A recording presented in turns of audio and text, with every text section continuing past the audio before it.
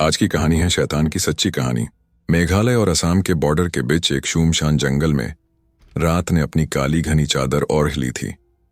चारों तरफ अंधेरा ही अंधेरा था। दूर दूर तक कोई दिखाई नहीं दे रहा था, न किसी की आवाज आ रही थी।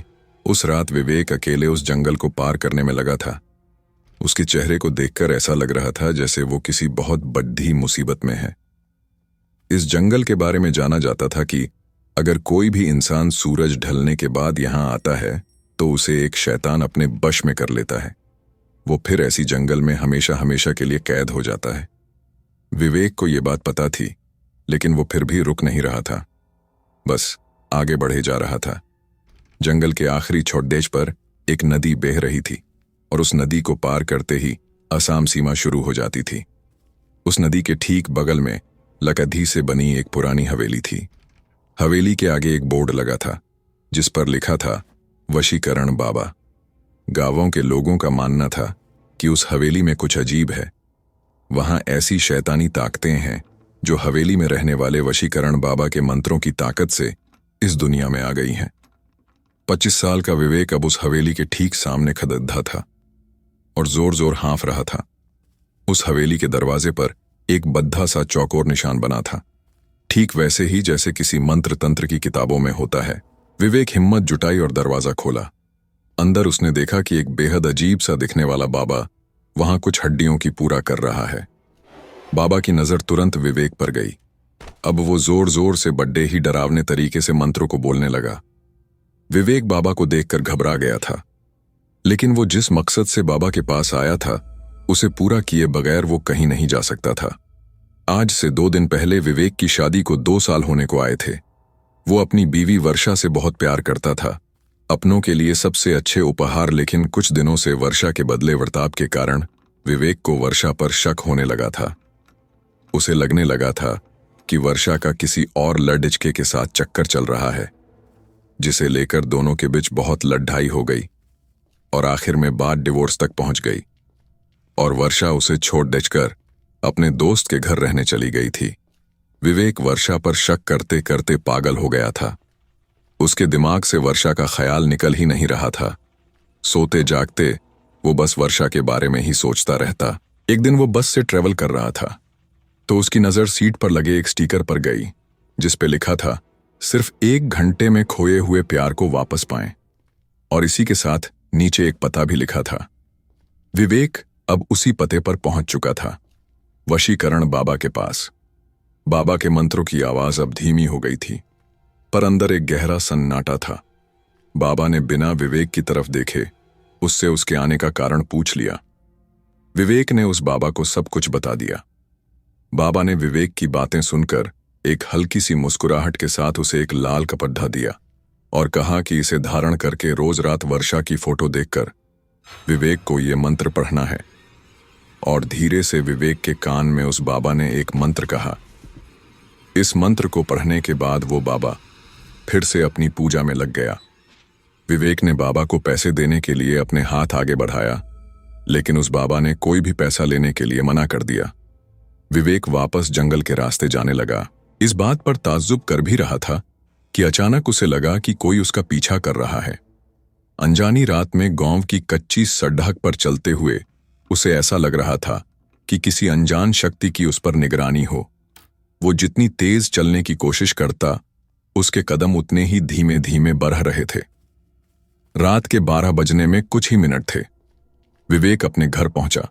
उसने पर्स से वर्षा की तस्वीर निकाली और बाबा का दिया हुआ लाल कपड़ा पहना और बाबा का दिया हुआ मंत्र का उच्चारण करने लगा। तभी अचानक उसे ऐसा लगा कि उसे किसी काले साए ने घेर लिया है और वो उस पर कब्जा जमाने की कोशिश कर रहा है। विवेक ने अपना सर चारों तरफ घुमाया और जोर जोर से मंत्र पढ़ने लगा। कुछ ही समय में वो काला साया वहां से गायब हो गया। विवेक रोज यही करता। ऐसा करते करते कई दिन गुजर गए, लेकिन विवेक की बीवी वर्षा अभी भी वापस नहीं आई। विवेक ने फिर से वशीकरण बाबा से मिलने का फैसला किया। हवेली पहुंचकर उसने बाबा को बताया कि वर्षा अब तक उसकी जिंदगी में वापस नहीं आई है। बाबा ने 2 मिनट के लिए अपनी आंखें बंद की।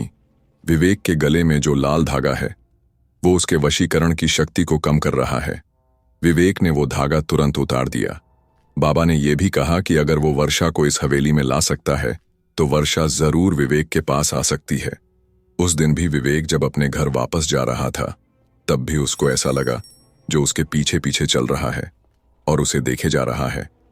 लेकिन विवेक जो वर्षा से बेहद प्यार करता था, उसे पाने के लिए वो कुछ भी करने के लिए तैयार हो चुका था। अगले दिन विवेक ने वर्षा को कॉल किया और माफी मांगने के बहाने उसी जंगल के पास शाम को मिलने के लिए बुलाया।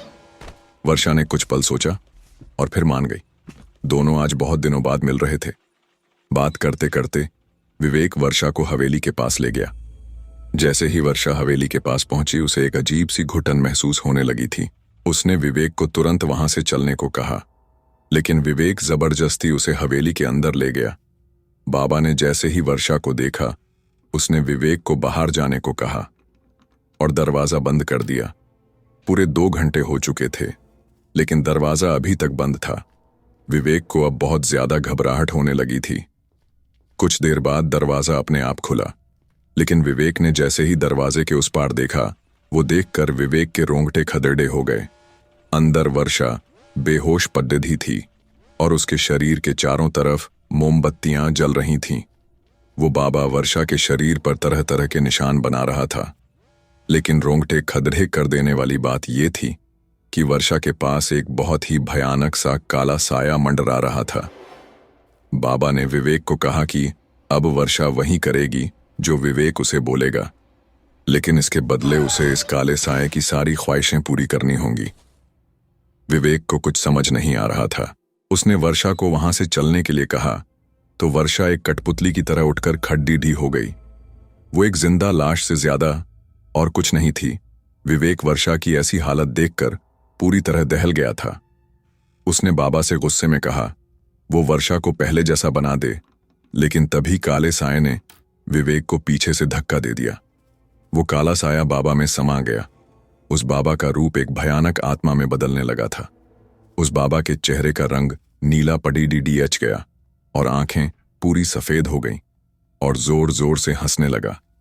उस बाबा ने अपने भयानक रूप में बोला कि वो कोई मामूली इंसान नहीं है, बल्कि वो एक शैतान का साया है जो इस जंगल में न जाने कब से कैद था और उसने वर्षा की आत्मा चुरा के अपने आप को आजाद कर लिया है और विवेक को हमेशा के लिए अपना गुलाम बना लिया है।